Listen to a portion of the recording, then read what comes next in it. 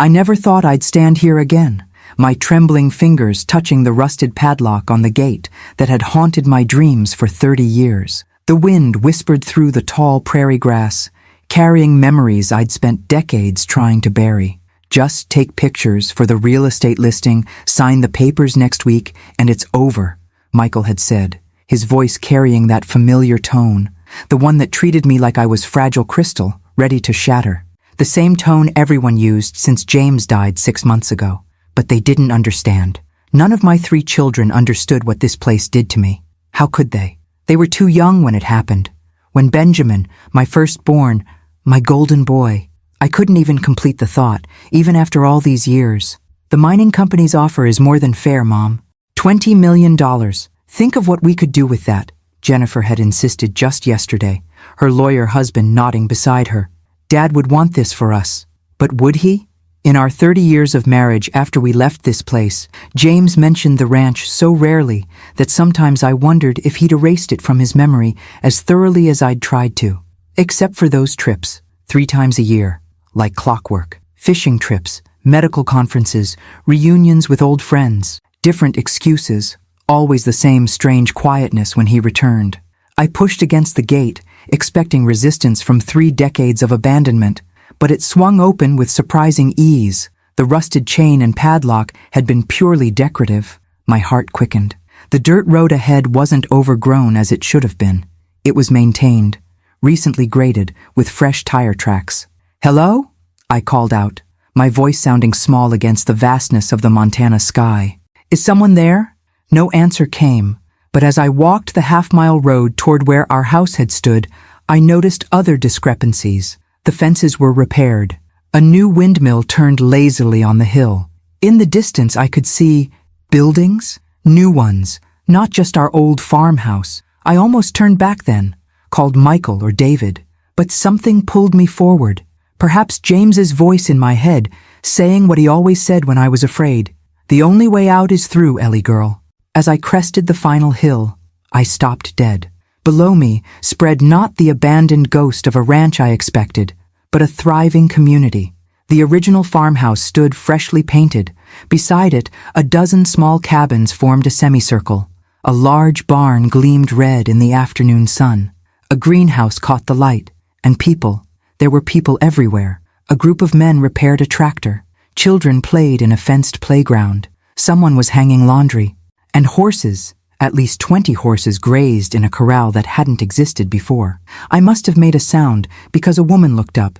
Middle-aged, with salt and pepper hair tied back in a practical ponytail, she shielded her eyes against the sun.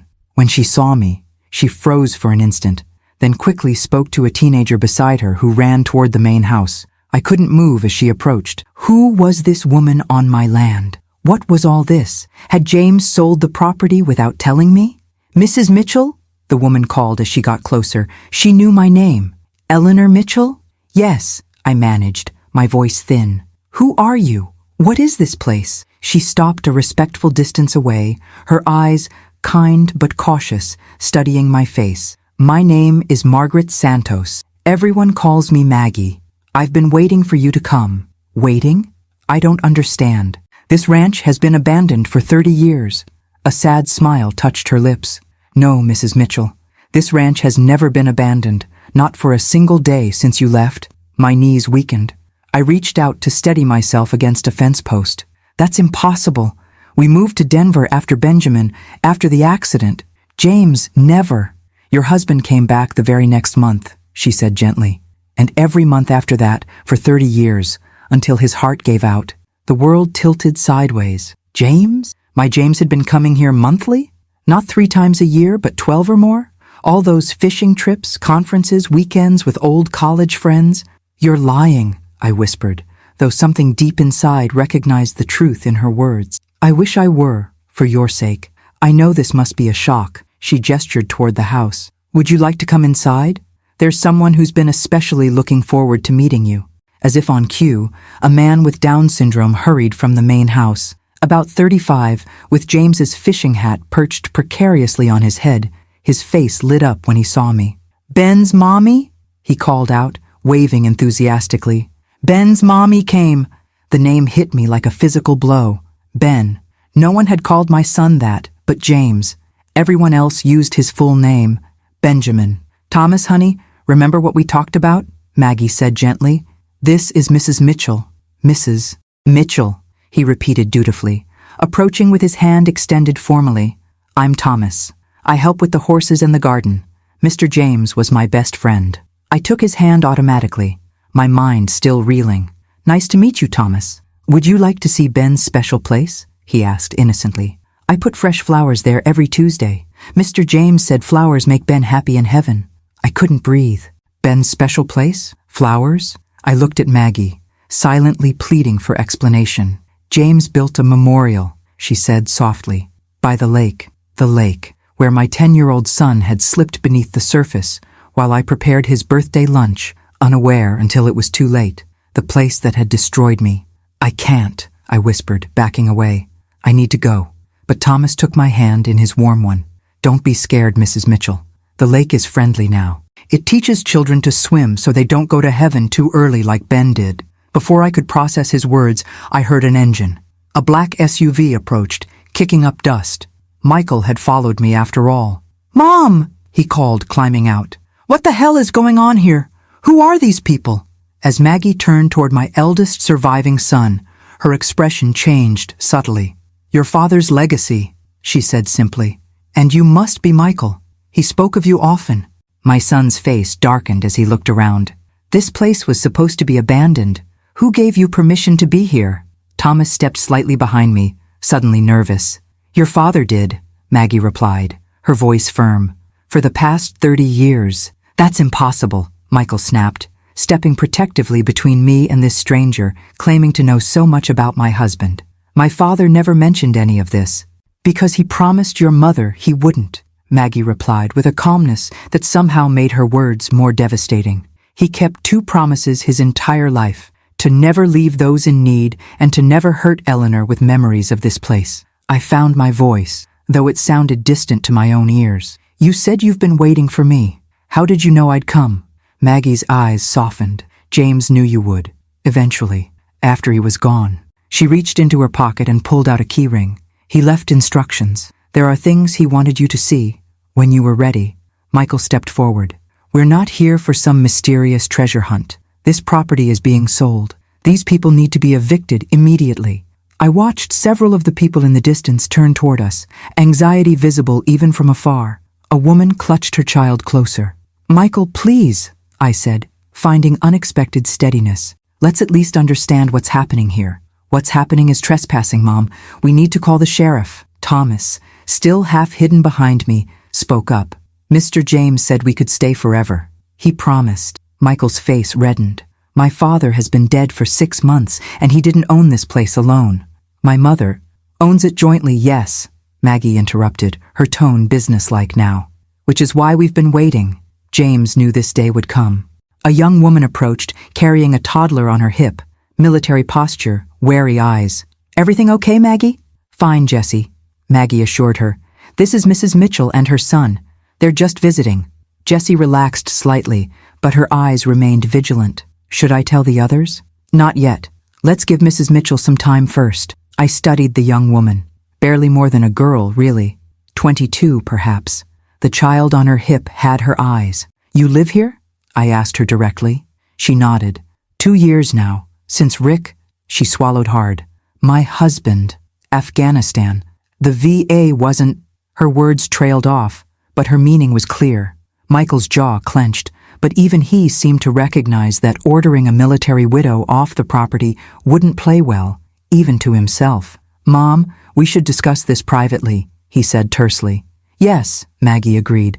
Mrs. Mitchell, perhaps you'd like to see the house. Your house. My house. The farmhouse where I'd spent 10 happy years before that terrible day. Where I'd brought all my babies home from the hospital.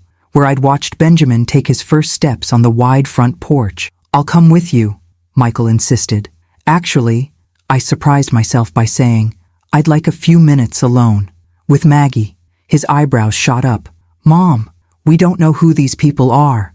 I believe we do, I replied, a strange calm settling over me. They're people James knew. That's enough for now. I could see him calculating whether to push back, but 30 years as my son had taught him to recognize when I'd made up my mind. Fine, 30 minutes, then we're calling our lawyer. An hour, I countered. I hadn't negotiated with my children since they were teenagers. It felt oddly empowering. As Michael reluctantly retreated to his car, I followed Maggie toward the house, Thomas trailing happily behind us. Each step up the familiar porch sent memories washing over me. Rocking babies during summer thunderstorms, James replacing warped boards, Benjamin's height marks penciled on the doorframe. James kept everything as close to original as possible, Maggie said, opening the door. Structurally, at least, the layout was the same. Wide entryway, opening to a living room on the right, kitchen straight ahead, staircase to the left, but the furnishings were different. The living room held 3 desks with computers, filing cabinets lined one wall. A large whiteboard displayed a duty roster, meal schedule, and medical appointments. This is our office now, Maggie explained. We had to repurpose some spaces as we grew. How many people live here? I managed to ask. Currently 47. 18 veterans, 8 women from domestic situations with 11 children between them, Thomas and his mother Rose, and a family of 6 from Afghanistan. 47, I echoed. And James knew them all? He knew everyone who ever stayed here, even the temporary ones, especially them. She led me toward the kitchen, now industrial-sized with 2 large stoves and an enormous refrigerator. We serve 3 meals a day, plus snacks for the children. How? I asked simply. How is this funded? Maggie's eyes met mine. James, that's not possible. We weren't wealthy. James was a family doctor, not some secret millionaire. The land, she said simply. Parts of it, at least. The kitchen table, not my old pine one, but a huge metal work table, held stacks of children's drawings. One caught my eye, stick figures around a blue circle. The words Ben's Water scrawled above in a child's handwriting. What is Ben's Water? I asked, my throat tightening. Maggie exchanged a look with Thomas, who had been unusually quiet. The swimming place, Thomas said, brightening, where children learn not to drown. I put flowers there every Tuesday because that's when Ben went to heaven. The room swayed. Maggie quickly pulled out a chair. I'm sorry, Mrs. Mitchell. We should have waited before— Show me, I interrupted. Show me everything. Maggie nodded slowly. First, there's something you need to see upstairs. She led me up the familiar creaking staircase to what had been our bedroom. Now it was clearly Maggie's sparse, tidy living quarters. She crossed to a bookshelf and removed a wooden box. James left this for you. He made me promise to give it to you first, before showing you anything else. The box was hand-carved, with Ellie inlaid in mother of pearl. James had always worked with his hands to relieve stress. I'd never seen this box before. I opened it with trembling fingers. Inside lay an envelope with my name and dozens, no hundreds, of sealed letters beneath it, each dated meticulously. 30 years of letters, never sent. The envelope contained a single page in James's distinctive handwriting. My dearest Ellie, if you're reading this, 2 things have happened.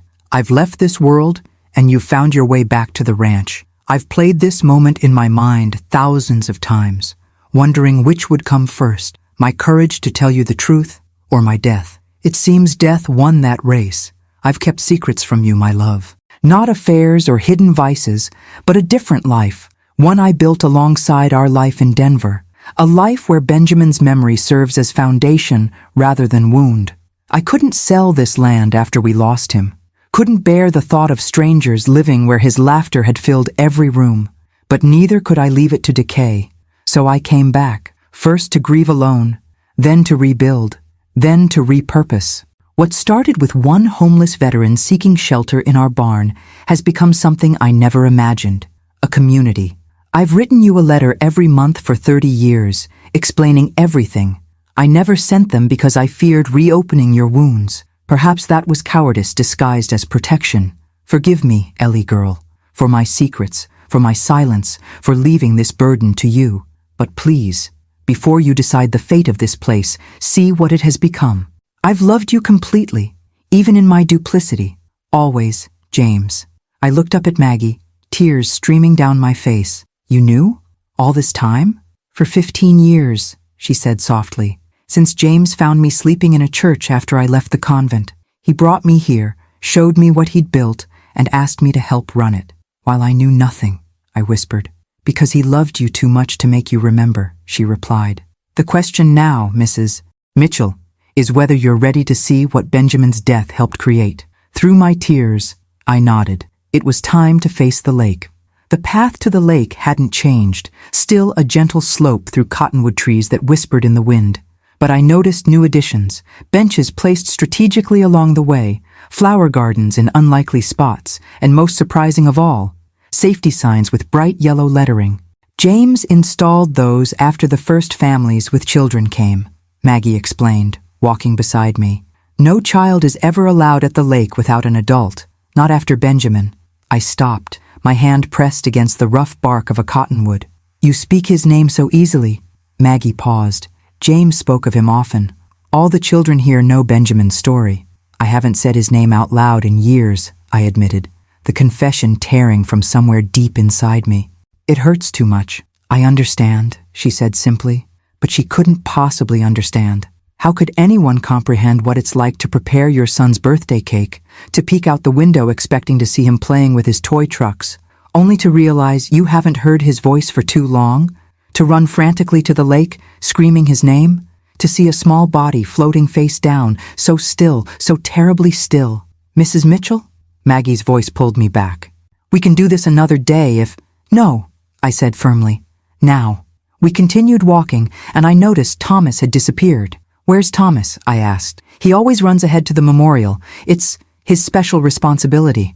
The trees thinned, and suddenly the lake stretched before us, smaller than in my nightmares, but no less menacing. Its surface glittered innocently in the afternoon sun. But my eyes were drawn to what hadn't been there before. A curved wooden deck extending over the water, with railings and steps leading into a roped-off swimming area. A small boathouse stood nearby, and at the water's edge, a stone memorial where Thomas was carefully arranging wildflowers. I approached slowly, my heartbeat thundering in my ears. The memorial was simple, but beautiful. A granite stone set in a small garden, with a bronze plaque embedded in its face. It read, Benjamin James Mitchell, 1975, 1985. For every life saved here, his spirit soars higher.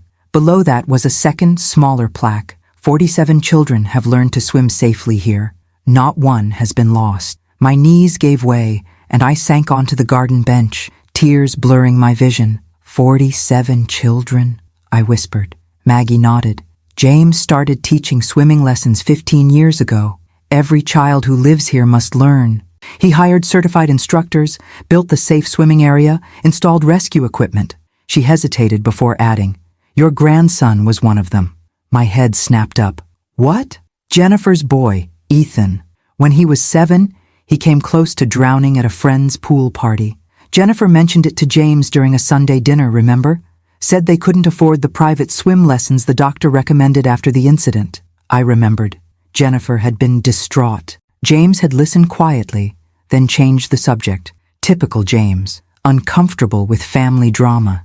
James paid for Ethan's lessons anonymously. He drove 3 hours every Saturday for 6 weeks to secretly watch from his car as Ethan learned to swim at that fancy aquatic center in Boulder. I shook my head in disbelief. Jennifer never knew? No one knew, except me, because I had to reschedule the veterans woodworking class he usually taught those Saturdays. Maggie smiled sadly. That was James, solving problems from the shadows. Thomas approached, beaming with pride at his flower arrangement. Pretty for Ben, yes? Yellow was his favorite, Mr. James told me. Yellow had indeed been Benjamin's favorite color. His bedroom had been painted sunflower yellow. The detail made my breath catch. How many other memories of our son had James kept alive while I'd locked mine away? It's beautiful, Thomas, I managed. Want to see the special swimming place? I can swim now? Mr. James taught me. I'm not scared of the water anymore. Thomas pointed excitedly to the deck structure. Maggie touched his shoulder gently. Maybe later, Thomas. Mrs. Mitchell needs time. I stared at the lake, the place I'd demonized in my mind for 3 decades. The place where I'd lost everything. Except I hadn't lost everything. I'd lost Benjamin, a wound that would never heal, but I'd still had James, Michael, Jennifer, and David. I'd had a life in Denver, students who adored me, grandchildren who brought me joy. Meanwhile, James had been here, transforming our tragedy into something miraculous. While I'd been drowning in grief, he'd been teaching children to swim. Why didn't he tell me? I asked, not expecting an answer. But Maggie had one.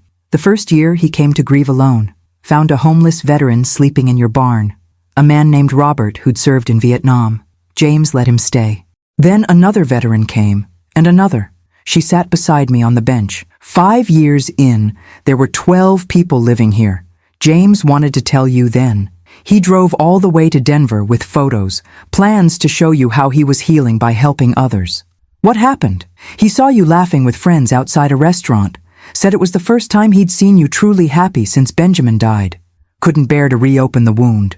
Drove back here and built the first cabin instead. Thomas wandered back toward the memorial, humming softly to himself. Each time James convinced himself you were ready, something would happen. A panic attack when someone mentioned Montana at a dinner party. Your refusal to let Benjamin's photographs be displayed. Your nightmares that still came every year on his birthday. I remembered those moments, those small glimpses of my continuing brokenness that I thought I'd hidden so well. 10 years ago, Maggie continued, when the ranch was thriving with over 30 residents, James finally wrote you a long letter explaining everything. He drove to Denver, determined to deliver it personally. What stopped him? He found you in Benjamin's room, the room you kept exactly as it was when he died. You were holding his teddy bear, crying. It was the anniversary. I remembered that day clearly. I'd thought I was alone, that James was at a medical conference in Chicago. I'd never known he'd seen me in my most private grief. After that, Maggie said, he created the trust, made legal arrangements for the ranch to continue without him, decided that his two worlds would remain separate until he died. I finished. She nodded. He loved you too much to break your heart twice. A small voice called from up the path. A little girl, perhaps 8 years old, with copper-red hair that caught the sunlight, the same shade Benjamin's had been. Miss Maggie, Mom says dinner needs checking. Be right there, Lucy, Maggie called back, then turned to me. James's last project. Lucy's father was a Marine, died in Iraq. Her mother couldn't afford housing. They came here 6 months before James passed. As if summoned by our conversation, a dozen more people appeared on the path, adults and children heading toward the lake for what was clearly a regular afternoon ritual. Maggie stood. It's swimming lesson time, every day at 4. Would you like to watch, or would you prefer to go back to the house? I stared at the lake, at Benjamin's memorial, at the safety measures James had installed, at the children approaching with towels and smiles. For 30 years, I'd run from this place. For 30 years, James had been transforming it. I'll stay, I said. I need to see. The swimming lesson was both beautiful and excruciating to watch. A certified instructor, a former Olympic hopeful named Carlos, who'd lost a leg in Afghanistan, Maggie explained, led 8 children through their paces in the roped-off swimming area. Their laughter echoed across the water, so at odds with my memories of this place. We teach the Franklin method, Maggie said as we watched from the shore.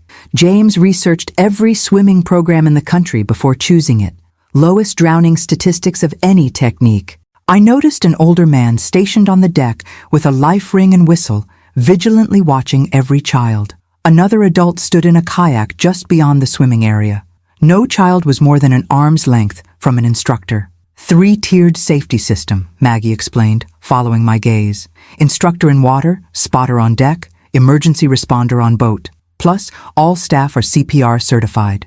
Benjamin had died because there'd been no system, just a boy who'd slipped away while parents prepared his birthday surprise. One moment of inattention that shattered 3 lives. Thomas sat cross-legged by the memorial, occasionally waving at the swimmers. He seemed content in his self-appointed role as guardian of Benjamin's memory. When the lesson ended, the children trudged up the path, wrapped in towels and chattering excitedly.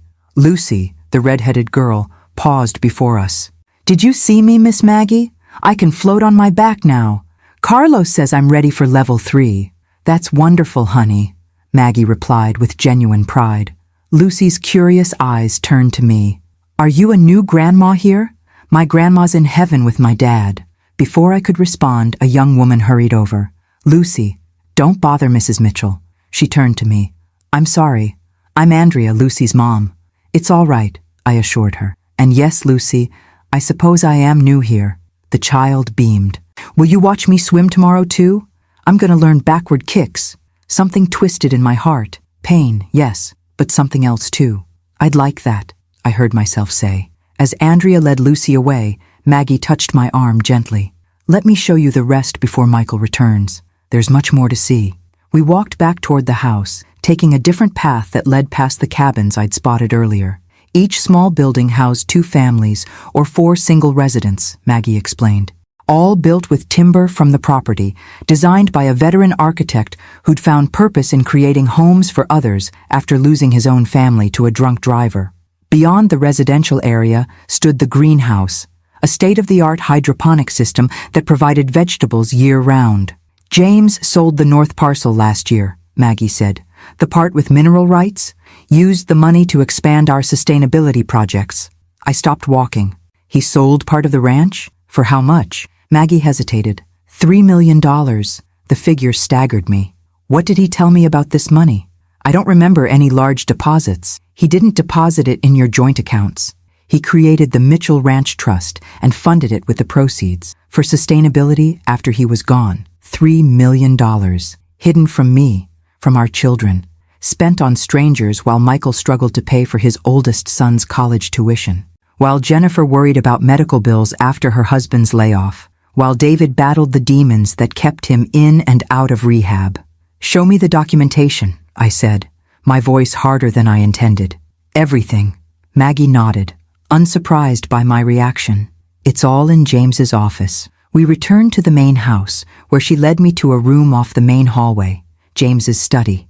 I'd forgotten our farmhouse even had this small room. We'd used it for storage during our years here. Now it was undeniably James's space. His medical reference books lined the shelves alongside tattered Louis L'Amour novels, his guilty pleasure. The desk was his grandfather's roll top that had once stood in our Denver home's basement.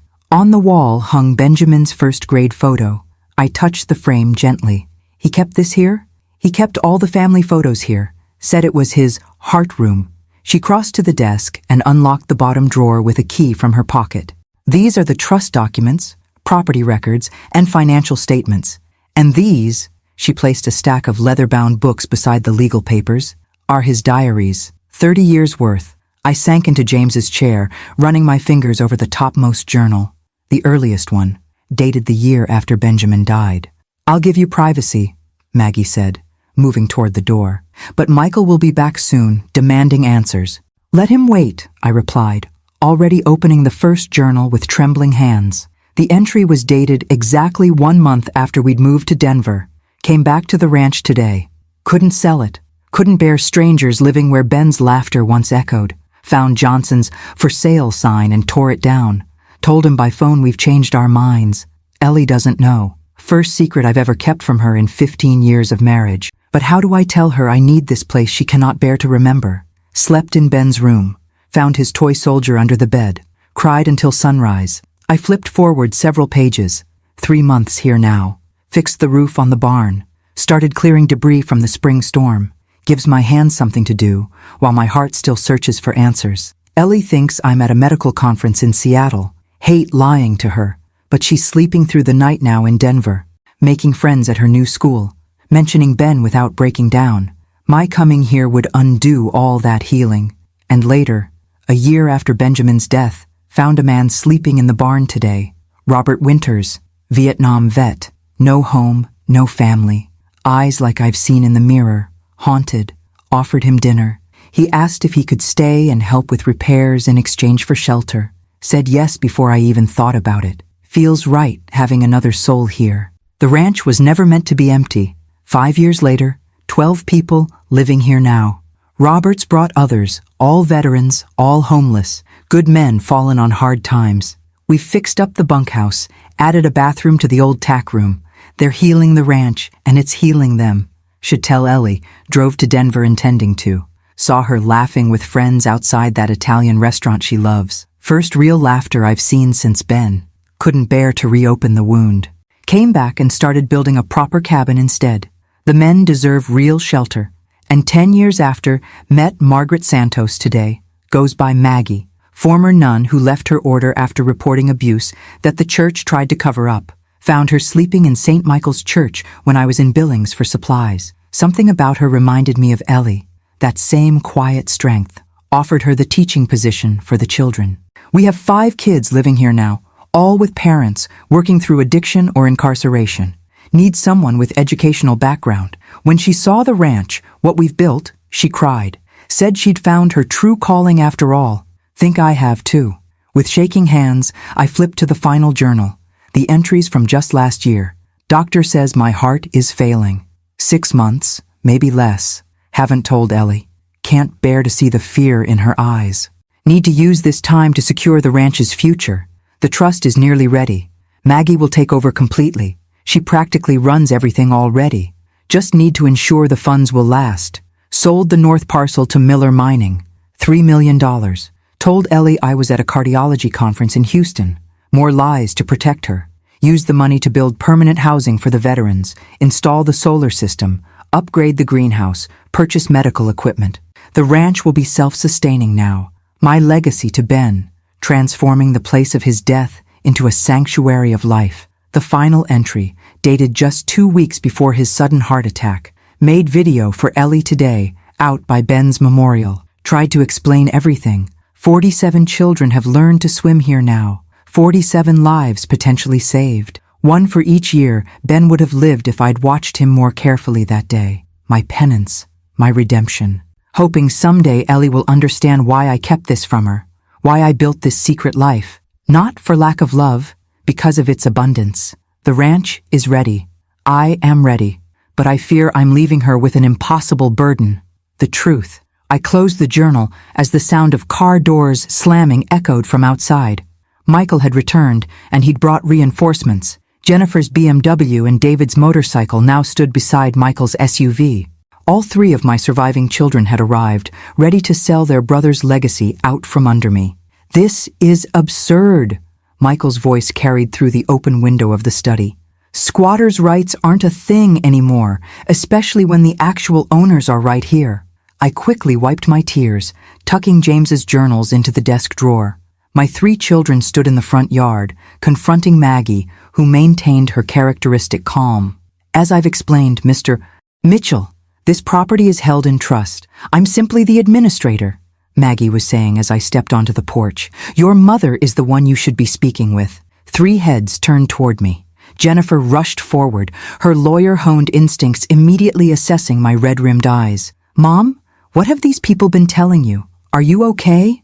I'm fine, I said, surprised by the steadiness in my voice. And they're not these people, Jennifer. They're residents of Mitchell Ranch. Mitchell Ranch hasn't existed for 30 years, Michael retorted. This is just land we own that apparently has been colonized by strangers. James's diary says otherwise, I replied. He's been coming here monthly since Benjamin died, building something extraordinary. Dad?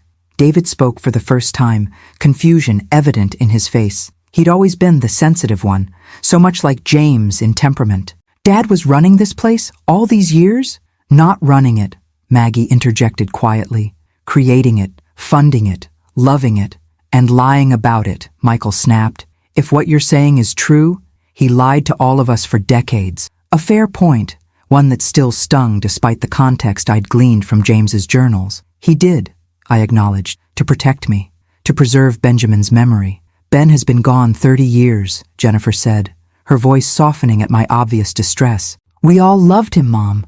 But this, she gestured around at the community bustling behind us. This is madness. Dad hiding millions of dollars of family assets to fund some personal charity project? $3 million to be exact, I said. From the sale of the north parcel last year.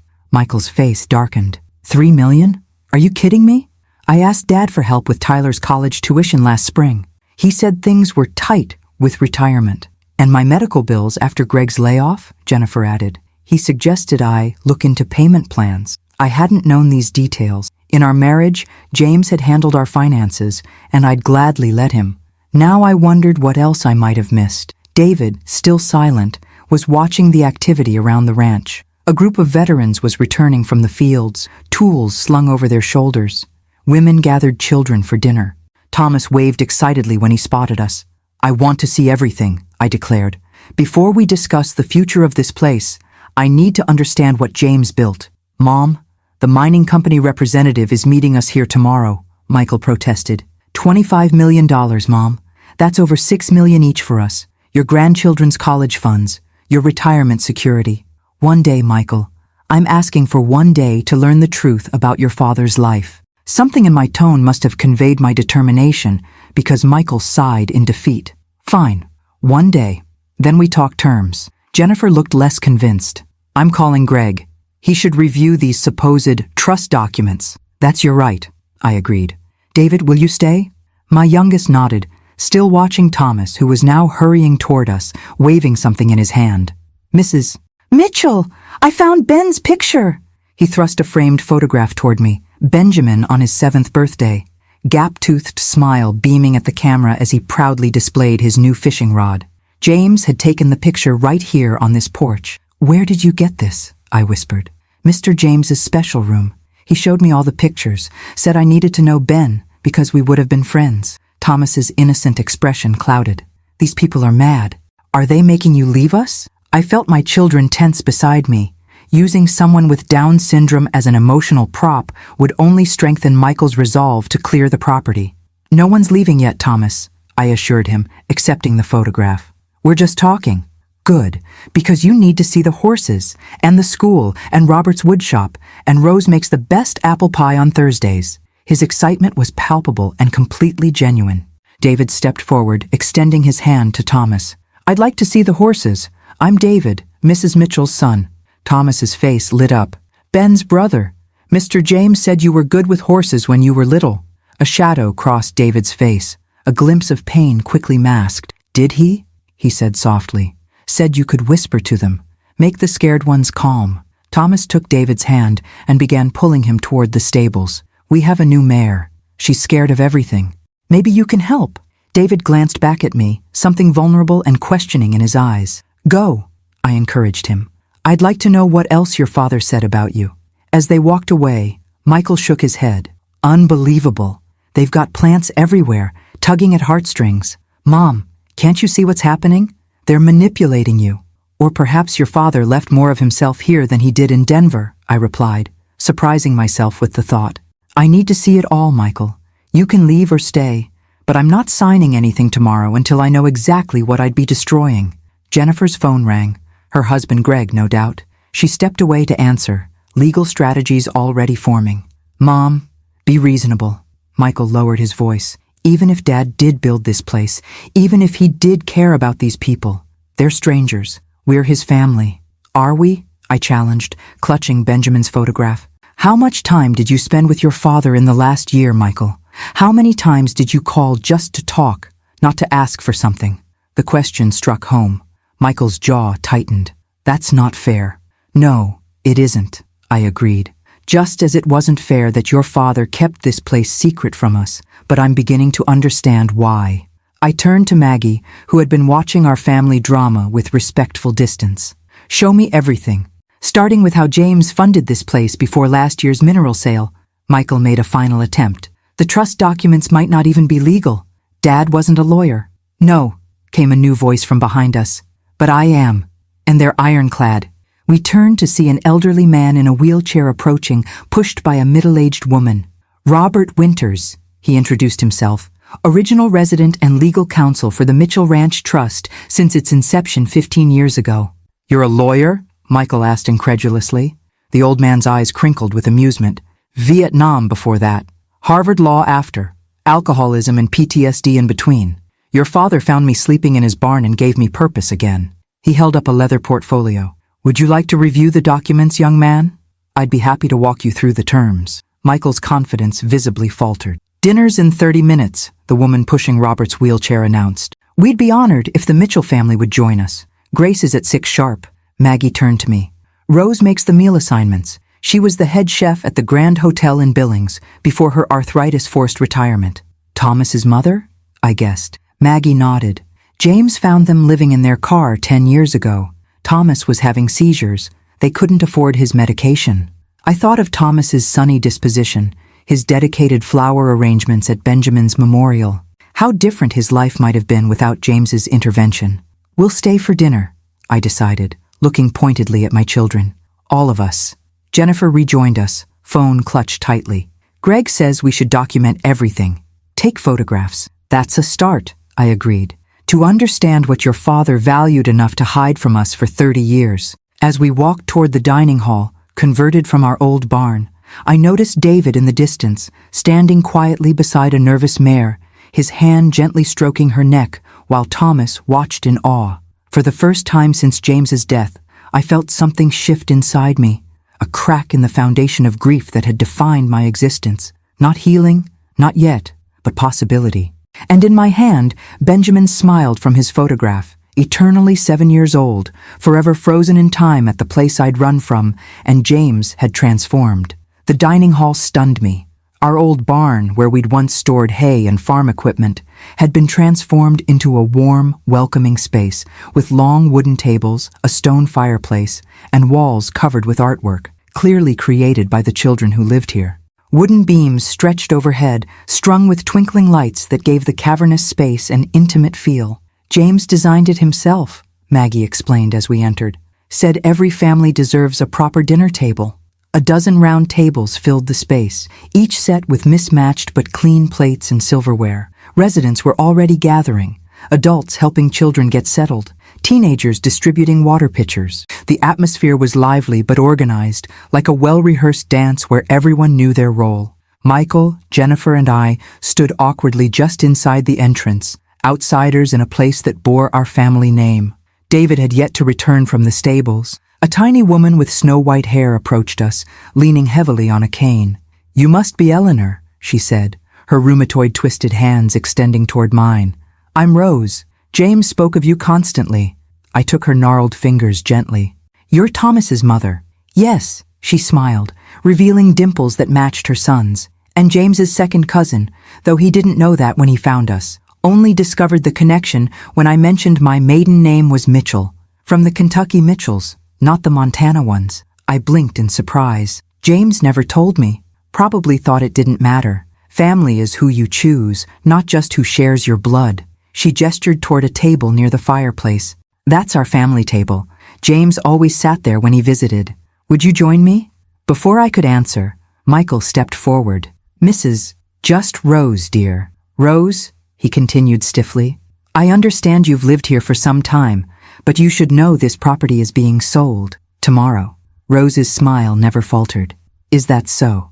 Well, perhaps after dinner you'll feel differently. Food has a way of changing perspectives." She turned back to me. "James's chair has been empty 6 months now. Would do my heart good to see it filled again." I felt Jennifer stiffen beside me, preparing legal arguments against emotional manipulation. But Rose wasn't manipulating. She was grieving, just as I was. "I'd be honored," I told her, ignoring Michael's disapproving look. We followed Rose to the table where Thomas was already seated, animatedly telling a teenage girl about Ben's brother who could talk to horses. David appeared moments later, sliding into the chair beside Thomas, a soft smile playing on his lips, the first genuine smile I'd seen from him since James's funeral. "The mare's name is Whisper," he told me as I sat down. "Rescued from an abusive racing stable. She's going to be okay with time and patience." "Time and patience," Rose echoed. "James's prescription for all wounds, animal or human." A bell rang softly, and the dining hall quieted. Maggie stood at the front, hands clasped. "As always, before we eat, we share our gratitudes. Tonight is special, as we welcome Dr. Mitchell's family." A murmur went through the room as heads turned toward us. "Eleanor, Michael, Jennifer, and David have come to learn about the ranch. Let's show them the same kindness James showed each of us." One by one, people around the room stood to share brief thanksgivings. A veteran with a prosthetic leg thanked the community for helping with his physical therapy. A young mother expressed gratitude for childcare that allowed her to attend online classes. A teenage boy awkwardly thanked his math tutor for helping him pass an exam. When they finished, Thomas jumped up excitedly. "I'm grateful Ben's mommy came to see us, and his brother can talk to Whisper." All eyes turned expectantly toward me. I hadn't prepared for this ritual, had no gratitude readily available amid the whirlwind of revelations. But looking around at these faces, people whose lives James had touched while I remained oblivious.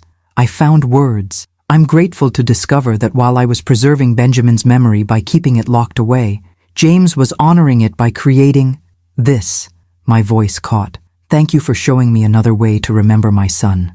A soft murmur of approval rippled through the room. Even Jennifer looked moved, though she quickly masked it when she caught Michael watching her.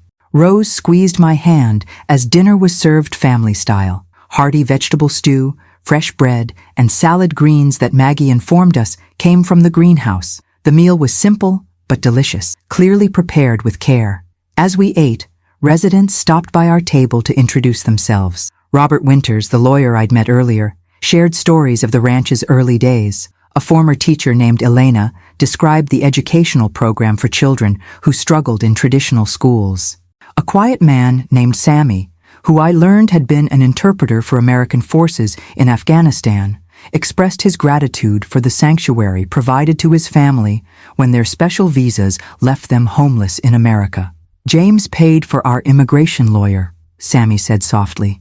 When the system failed us, he created a place for us to belong while we fought for legal status. Michael remained silent throughout these interactions, though I noticed him watching a young boy at the next table who was eagerly showing a drawing to his mother. A stick-figure family standing before a simple house, home, printed in wobbly letters above it. Jennifer, ever the attorney, asked pointed questions about the ranch's legal structure, funding mechanisms, and sustainability plans. Robert answered each inquiry with professional precision, occasionally referencing documents he promised to provide for her review. The mineral rights sale was legally structured as a charitable donation, he explained. The proceeds went directly into the trust's endowment fund, which is why it never appeared in personal accounts. Tax avoidance, Jennifer muttered. Tax planning, Robert corrected mildly. Perfectly legal and ethical. The IRS has audited the trust twice and found everything in order.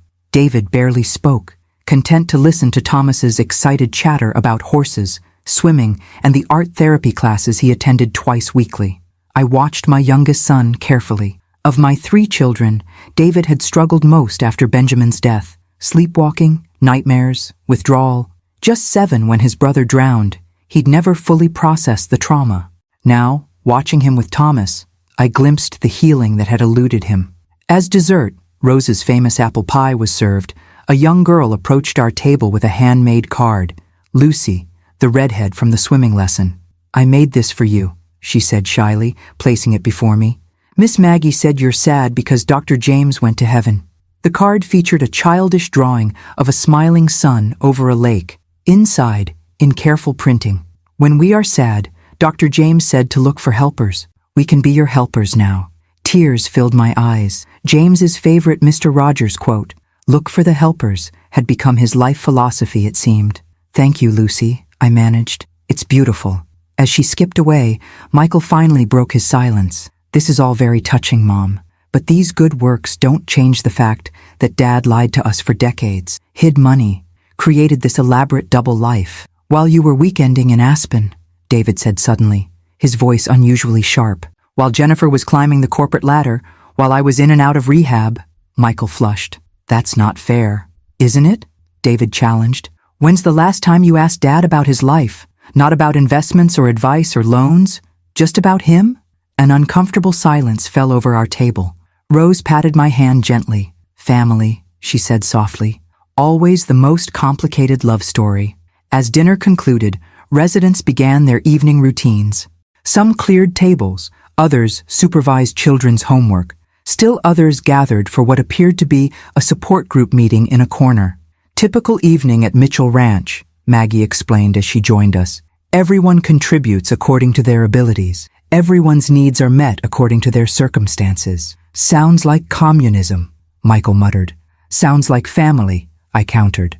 And as I watched this community, these strangers united by James's vision, I realized they knew a side of my husband I'd never seen. While I'd been married to James Mitchell, family doctor and devoted husband, these people had known James Mitchell, visionary and savior.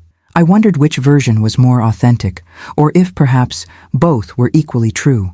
Night fell over the ranch, stars emerging in the vast Montana sky with a brilliance I'd forgotten existed in Denver's light-polluted suburbs. Maggie had offered us accommodations, Michael and Jennifer in guest rooms in the main house, David happily bunking in the stables at Thomas's insistent invitation, and me in James's quarters above his office. He kept a room here? I'd asked, surprised. For his longer visits, Maggie had explained.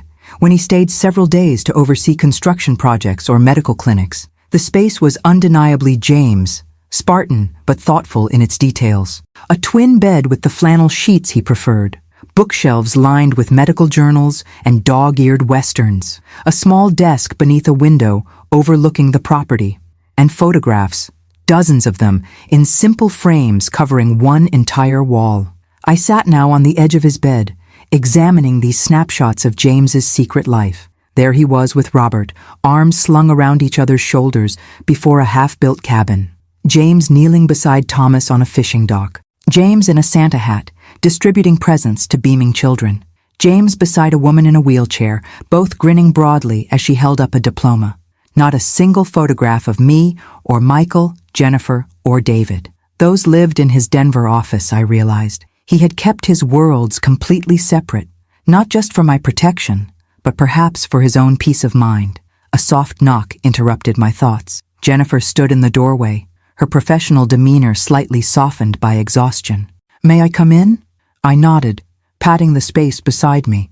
She sat, her eyes immediately drawn to the photo wall.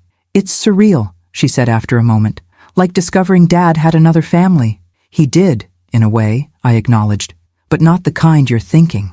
Greg's reviewed the trust documents, she continued, her lawyer's precision returning. "They're legitimate. Dad created an irrevocable charitable trust 15 years ago with the ranch as the primary asset. We can't sell it, Mom. Not without a protracted legal battle that we'd likely lose." I absorbed this information, surprised to find myself relieved rather than concerned. "What about the mineral rights offer?" "The trust owns those too, though there's a clause allowing limited extraction with environmental safeguards," she sighed. "Nothing like the scorched earth approach the mining company wants." "So, no $25 million windfall?" "No." She glanced sideways at me. "Michael's taking it hard. He's been counting on that money to expand his business." I thought of Michael's luxury home in Cherry Creek, his vacation property in Vail, his children in private schools. He's done well enough without it. "We all have," Jennifer admitted. "Even David, when he's sober." We sat in companionable silence, studying the photographic evidence of James's parallel life. "Why didn't he tell us?" Jennifer finally asked, the lawyer facade cracking to reveal the hurt daughter beneath. "Did he think we wouldn't understand? That we'd try to stop him?" "I think," I said slowly, "he feared what knowing would do to me. And once that pattern of secrecy was established, it became easier to maintain than to break." "But all that money, Mom. $3 million that could have helped his own family." I gestured toward the photos. "These people became his family too, Jenny. Look at their faces. Really look." She studied the images more carefully, her expression softening. "They all look at him like he saved them," I finished, "because he did." Another knock, and Michael appeared, his face tight with barely controlled anger. "Well, Jennifer's confirmed it. Dad screwed us all with his secret charity project." "Michael," I chided, "that's not fair." "Fair?" he scoffed. "What's not fair is discovering your father led a double life for 30 years. What's not fair is finding out the inheritance you counted on doesn't exist because he gave it all away to strangers." "They're not strangers to him," Jennifer said quietly, surprising me with her shift in perspective. "Look at these photos, Michael. Really look at them." "I don't care," he snapped. "He lied to us, Mom, for decades. How can you be so calm about this?" Before I could respond, David appeared behind Michael, his expression unusually serene. "Because she understands what you don't, Mike. Dad didn't do this against us. He did it for Ben." "Don't bring Benjamin into this," Michael warned, his voice dropping dangerously. "This has nothing to do with him." "It has everything to do with him," David insisted. "This whole place exists because of what happened to Ben. It's Dad's way of making something good come from something terrible." He stepped into the room, addressing me directly. "Maggie showed me the video, Mom. The one Dad made at the memorial." "What video?" I asked, though I remembered Maggie mentioning it earlier. "Dad recorded messages at Ben's memorial. For 30 years, on the anniversary. David's eyes were suspiciously bright. Maggie says there's one he made specifically for you to see, when you were ready. Michael threw up his hands in disgust. More manipulative theatrics. It's not theatrics, David said firmly. It's Dad talking to Mom, and I think she deserves to hear him out. Jennifer placed a gentle hand on my arm. You don't have to watch it now, Mom, or ever if you don't want to. But I was already standing. Where is it? David led us downstairs to James's office, where Maggie waited, a tablet computer in her hands. I wasn't sure if tonight was the right time, she said uncertainly. But when David asked, I want to see it, I said, my voice steadier than I felt. We'll give you privacy, Maggie suggested, but I shook my head. No, my children should see this too. I sat at James's desk, my surviving children gathering behind me as Maggie set up the tablet and discreetly left. The video began with James's face filling the screen. My husband, clearly in his final months, though I hadn't recognized his decline at the time. The timestamp showed it was recorded just 3 weeks before his death. Behind him stood Benjamin's memorial, flower-bedecked as always. Ellie, he began, his familiar voice sending a shock through me. If you're watching this, I'm gone, and you've found your way back to the ranch, back to this place. He gestured at the memorial behind him. I've made hundreds of these videos over the years, talking to you, to Ben, trying to explain what I couldn't say in person. Maggie will give you access to them all if you want them. But this one's the truth I should have told you 30 years ago. James shifted, revealing more of the lake behind him. Ellie girl, the day Ben drowned wasn't your fault. It was mine. I gasped, feeling my children tense behind me. I know you've carried this guilt for decades, James continued, his eyes glistening, believing that if you hadn't been preparing his surprise birthday cake, if you'd been watching him instead. But the truth is, I told him he could go to the lake that morning.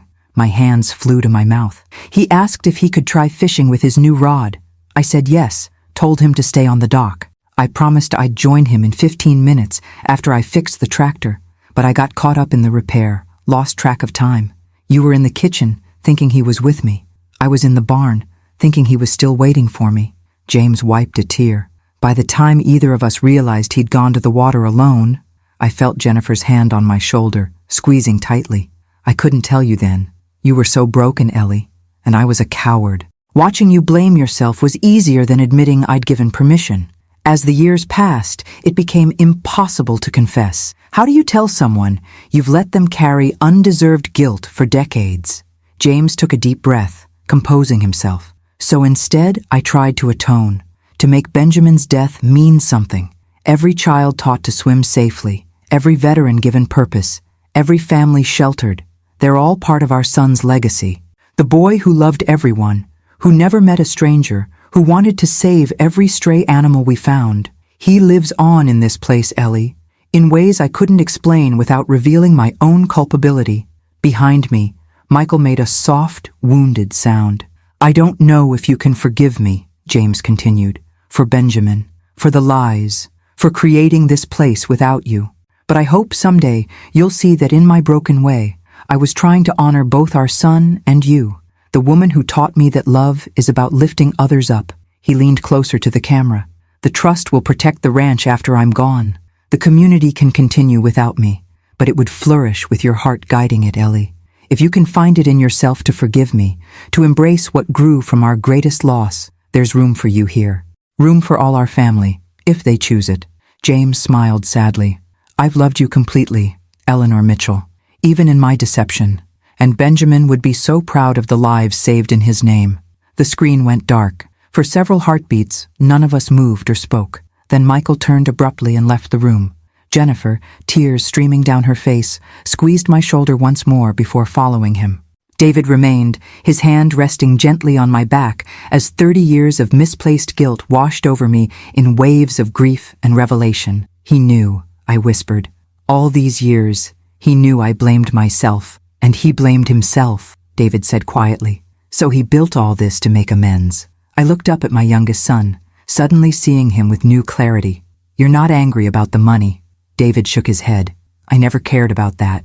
And after seeing this place, understanding what Dad created, I'm proud of him, Mom, For the first time since Ben died, I feel like our family did something that matters. As the night deepened around the ranch, Benjamin's ranch, James's vision, I began to understand the legacy my husband had left, not just for strangers, but for us.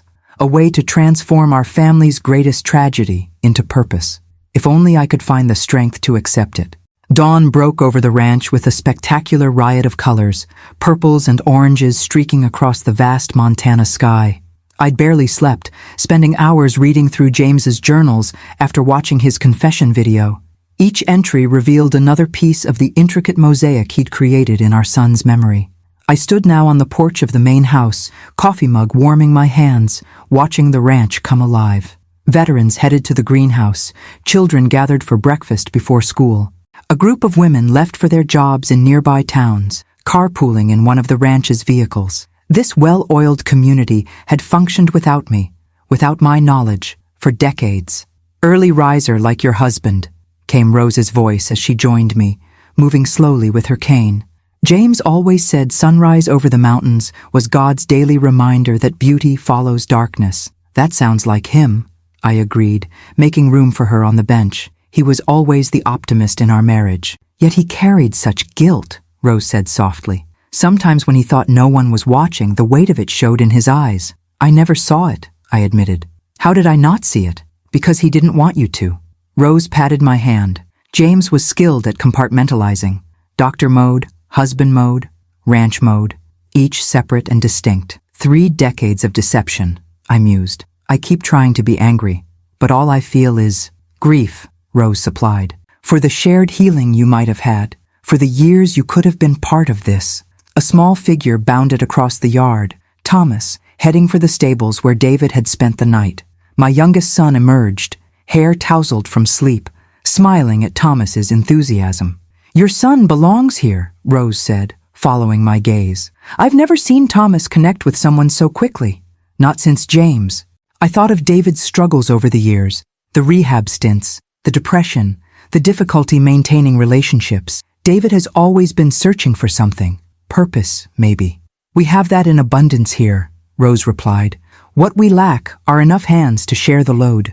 Before I could respond, Michael's BMW pulled into the yard. He'd left last night after the video, driving to a hotel in the nearest town. Now he returned, his expression unreadable as he approached the porch. "Morning," he said stiffly. "Jennifer's on her way. We need to talk, Mom." Rose took the hint, rising slowly. "I'll leave you to your family business, but Eleanor, when you're ready, Maggie has something for you in James's office." After she left, Michael sat beside me, exhaling heavily. "I didn't sleep last night." "Neither did I admitted. "I kept thinking about Dad's video, about Benjamin, about all of this." He gestured vaguely toward the bustling ranch. "I was 12 when Ben died. Old enough to understand, but too young to process it properly. I remember deciding someone had to be the strong one for you and Dad. You were," I said softly.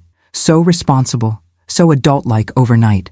I resented it," he confessed. "Resented losing both Ben and my childhood in one day. Resented Dad for falling apart when I needed him most." I'd never heard Michael speak this way.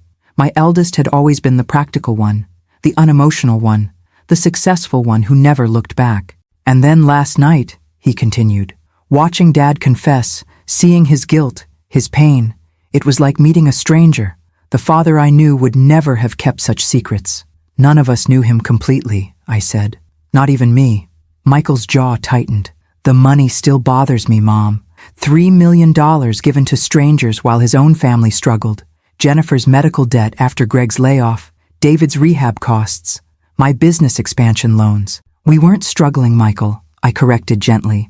"We were comfortable, privileged even. These people had nothing. They're not our responsibility. They were to James. And maybe that's what family really means, extending responsibility beyond blood." I studied my son's face, seeing the boy he'd been beneath the successful businessman he'd become. "Your father built something remarkable here, Michael, something that honors Benjamin in ways I never could." Michael looked away, watching as David and Thomas led horses from the stable. "Dad's video mentioned there being room for all our family here. What did he mean by that?" "I don't know yet," I admitted, "but I intend to find out." Jennifer's car arrived, parking beside Michael's. She emerged with her husband Greg, both looking solemn. "We need to discuss the legal implications," she said without preamble as they joined us. "The trust is valid, but there may be ways to restructure it that benefit both the ranch and our family." "Always the lawyer," Michael muttered. "Someone has to be practical," she retorted. $25 million is still on the table from the mining company. If we can negotiate limited extraction rights that don't displace residents— "No," I interrupted, surprising myself with my certainty. "No mining. Not yet. Not until I understand everything James built here." Greg cleared his throat. "Mrs. Mitchell, with all due respect, the offer won't stay open indefinitely. The company has other options." "Then let them pursue those options," I said firmly.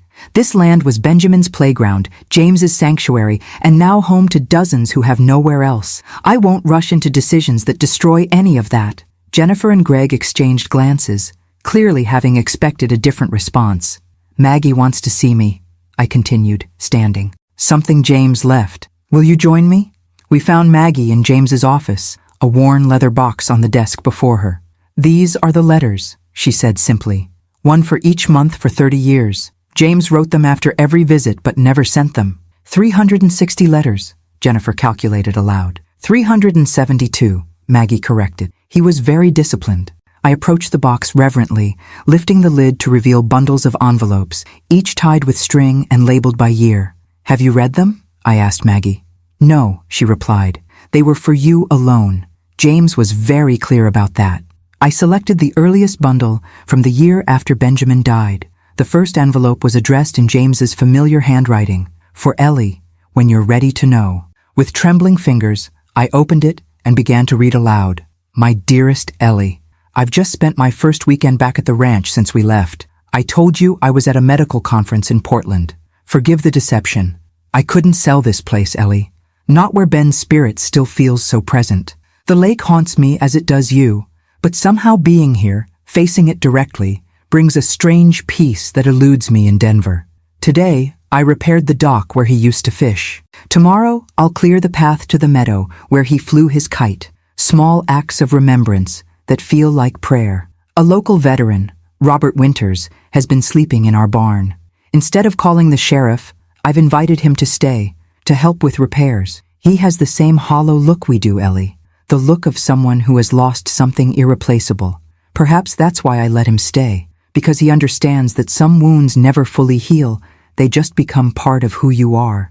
I want to tell you about this place, about how it feels both haunted and healing.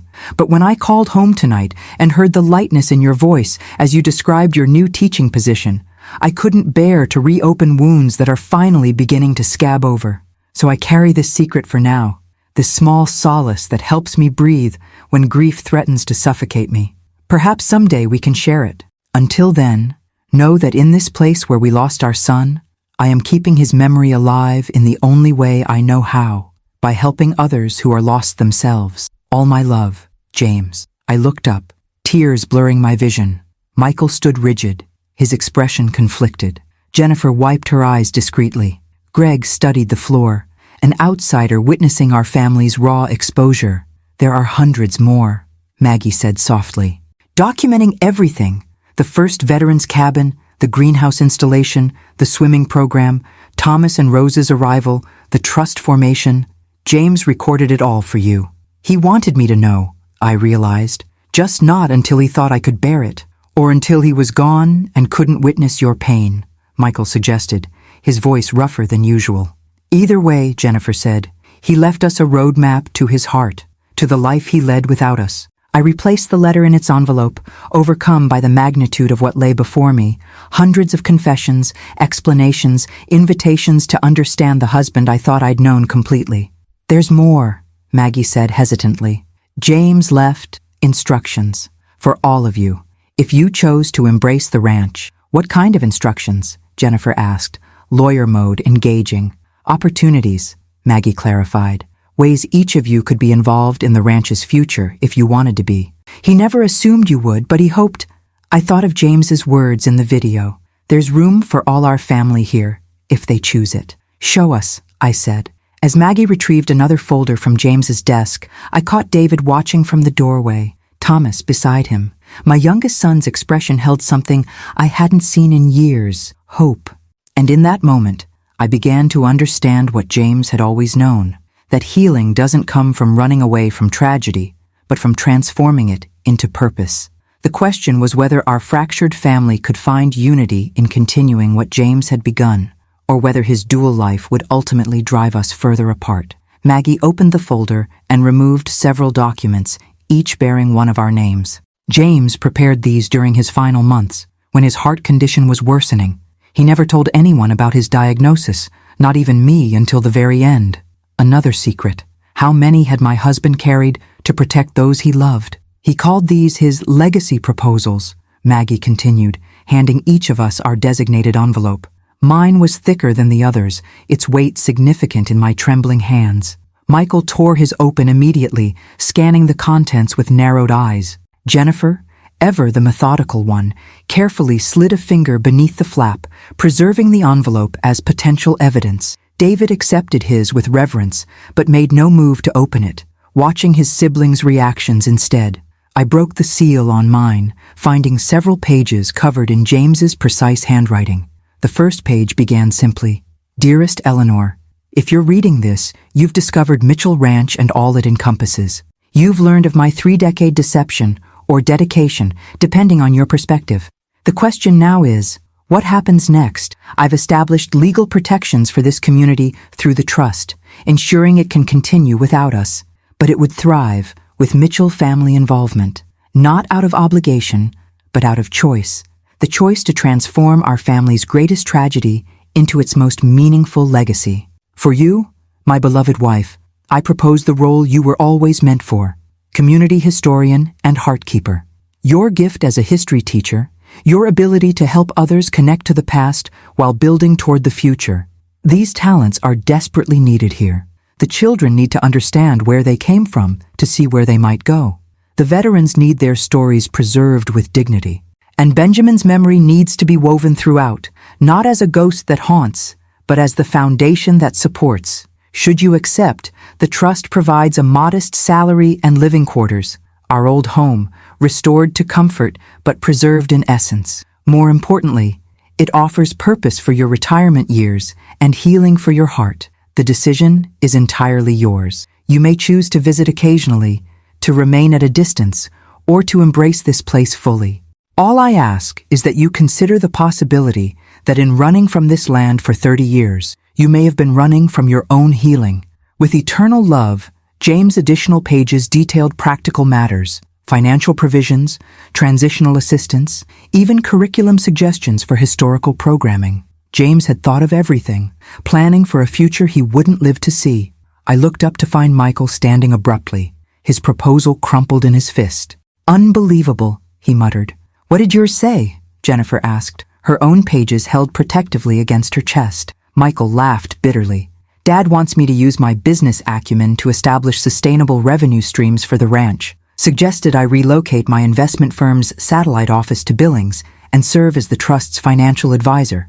Even outlined expansion opportunities for ecotourism and therapeutic retreat services that could benefit both the community and provide professional fulfillment." "He thought that far ahead?" Jennifer seemed impressed despite herself. "Oh, it gets better," Michael continued. "He's offering matching funds from the trust for any investment I make in ranch enterprises. A partnership, he calls it, as if I'd uproot my entire life to manage his secret charity project." The bitterness in his voice didn't quite mask the underlying hurt. The son who'd built his own success, feeling his father had been planning a different future for him all along. "What about yours?" I asked Jennifer gently. She swallowed hard. "Legal oversight. Dad suggests I establish a nonprofit law practice specializing in veterans' benefits, immigrant rights, and domestic violence protection, all issues affecting ranch residents. He's arranged for mentorship with Robert and connections to advocacy organizations in Billings." Her voice softened. "He writes that my passion for justice has always outweighed my desire for corporate success, even when you couldn't admit it to yourself." I saw the conflict in her eyes. The ambitious attorney who'd fought for partnership at her prestigious firm suddenly confronted with an alternate vision of her professional identity. "David?" I prompted, noticing my youngest still clutching his unopened envelope. He shook his head. "I don't need to read it. I already know." Know what? Michael demanded. That Dad saw me clearly when the rest of you saw only my failures. David's voice held no accusation, just simple truth, that he understood why I kept falling apart in the structured world you all navigated so easily. You don't know what he proposed, Jennifer pointed out. Something with the horses, David said confidently. Something that uses my empathy rather than treating it as a weakness. Something that acknowledges I've been looking for purpose since Ben died. Maggie nodded slightly, confirming David's intuition without revealing specifics. Michael paced the small office, agitation evident in every movement. This is emotional manipulation from beyond the grave. Dad spent 30 years living a double life, and now he expects us to abandon our existing lives to continue his secret project? I have a family in Denver, a successful business, kids in schools they love. He doesn't expect anything, I corrected gently. He's offering possibilities, while leveraging guilt and sentimentality, Michael retorted. Classic Dad, making emotional appeals seem like rational choices. Jennifer studied her pages thoughtfully. The proposals are surprisingly practical, though. Dad researched the legal barriers to what he's suggesting for me. He's included contact information for organizations already interested in partnership. It's thorough. Of course it is, Michael scoffed. Dad had 30 years to plan how to rope us into this place after he was gone. Or 30 years to understand what might bring each of us fulfillment, David suggested quietly. Fulfillment we haven't found in the lives we've built. Michael rounded on him. Speak for yourself. Some of us are perfectly fulfilled. Are you, Mike? David challenged, unusual confidence in his voice. Is that why you work 70 hours a week? Why you've been divorced twice? Why Tyler barely speaks to you, despite living in your house? You little... Michael began, stepping toward David. That's enough, I interjected, standing between my sons. James gave us choices, not mandates. We each decide for ourselves. Including you, Mom? Jennifer asked, her lawyer's perception homing in on my evasion. Have you decided? All eyes turned to me. My children, Maggie, even Greg, who had remained a respectful observer to our family drama.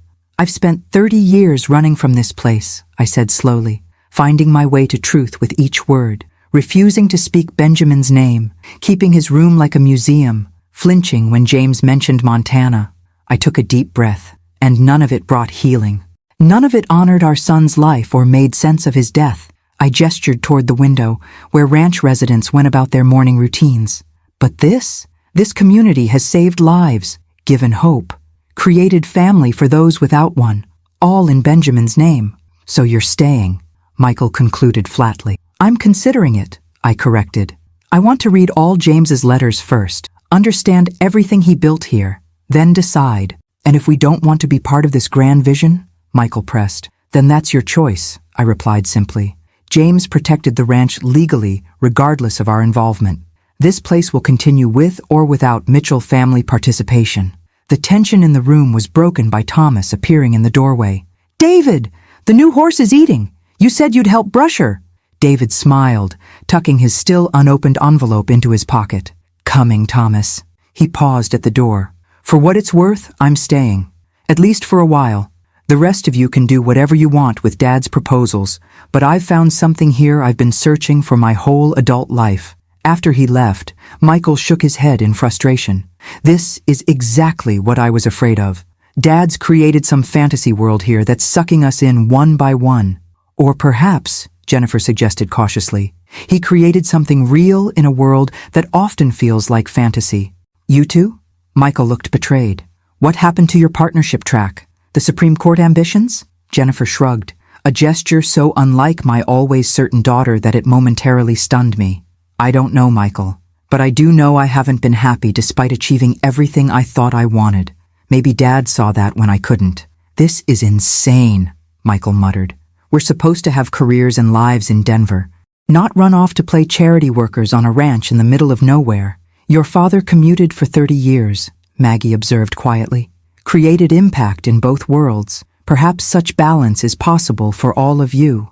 Michael stormed out, Greg following after an apologetic glance toward Jennifer. My daughter stayed, studying her father's proposal with new eyes. He knew me better than I thought, she admitted softly. How did he see what I've only recently begun to acknowledge to myself? Your father had a gift for seeing beneath surfaces, I replied, even while keeping his own depths hidden. Outside, I could see David with Thomas by the stables, Michael standing by his car with a phone pressed to his ear, and the daily life of Mitchell Ranch continuing around them. Lives James had saved, futures he had altered, all flowing from the devastating loss that had nearly destroyed our family. And for the first time in 30 years, I allowed myself to wonder if Benjamin's death, while never making sense, might yet have meaning through this unexpected legacy. A week passed at Mitchell Ranch, the longest I'd stayed in Montana since Benjamin's death. Each day brought new revelations as I immersed myself in James's hidden world. I read his letters chronologically, a dozen each evening, watching through his words as the community evolved from one homeless veteran to the thriving sanctuary it had become. I toured every facility with Maggie, the schoolhouse where children who'd struggled in traditional education thrived under individualized attention, the workshop where veterans crafted furniture that generated income for the ranch, the medical clinic staffed by volunteer doctors from Billings, and the therapeutic riding center where traumatized children connected with rescued horses. The swimming program by the lake became my daily ritual, sitting on the memorial bench, watching instructors teach water safety with meticulous care. 47 children had learned to swim here, 47 lives potentially saved from Benjamin's fate. My own children responded differently to James's legacy proposals. Michael returned to Denver after 2 days, citing pressing business matters but promising to consider options. His parting words, "Don't make any permanent decisions yet, Mom," carried both concern and caution. Jennifer took a 2-week leave from her law firm, spending hours with Robert Winters reviewing the ranch's legal challenges, immigration cases, veterans' benefits appeals, custody issues for women fleeing abuse. She worked with quiet intensity, asking occasional questions but keeping her thoughts private. David never left. He moved into a small cabin near the stables, spending his days working with the horses and his evenings in long conversations with Thomas and the veterans. I'd never seen my youngest son so centered, so purposeful. The restlessness that had defined him seemed to evaporate in the Montana air.